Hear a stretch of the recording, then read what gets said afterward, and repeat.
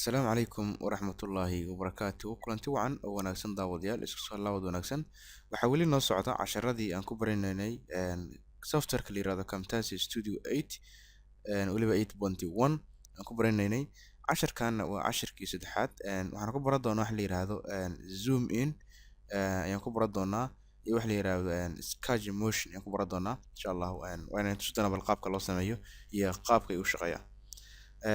waxaan tegaynaa Camtasia ayaan tegaynaa. Marka halkan waxaa noo yaala noo diyaarsan cashar aan soo gelinay oo ahay casharkii labaad oo aan kaga hadalnay bal qaabka loo soo dejisto Camtasia. Marka zoom in halkan ka qoran sawirada tusaalahan casharkan daarayaa marka ayaan daarayaa casharka faylasha loo soo geliyo ayaan maanta casharkan هذا استعماله كروم، هذا استعماله فايرفوكس، هذا استعماله هل يرادو انترنت اكسبلور anyway mid walba استعماله هل يرادو ياهو جوجل، لكن جوجل ka ugu fiican.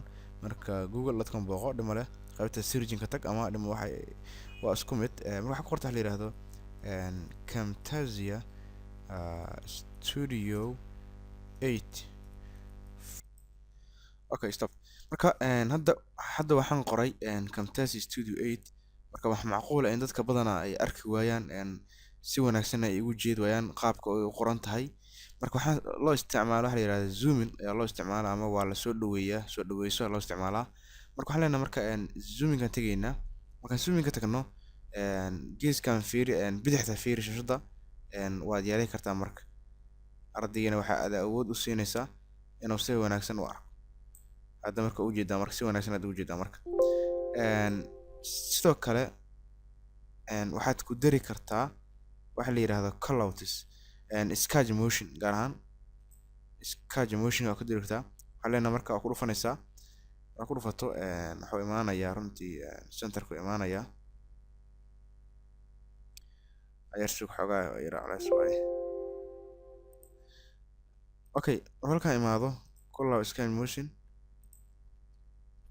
halka imaado waxaad ku aadisaa bal meesha aad rabto yara gaabi adoo muuska isticmaalaya ama computerkaada.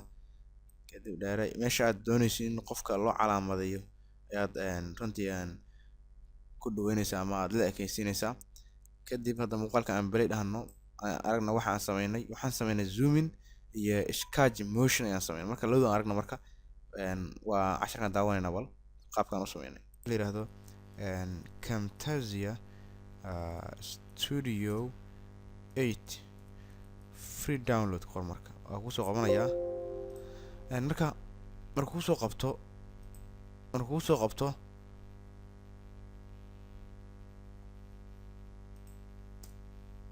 qabto okay marka hadda waa sameyn. marka ardaygii waxaan u soo dhaweynay ama u suurto gelinay inuu si wanaagsan u arko waxa aan qoraynay.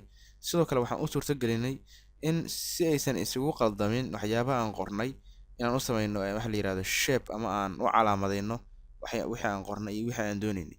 marka casharkan waxaan ku baranaynay labadaas barnaamij zoom in iyo weliba sketch motion kaas aan ku baranaynay. insha Allah waa casharka xiga iyo soo laabad wanaagsan. assalaamu calaykum waraxmatullaahi wabarakaatuh.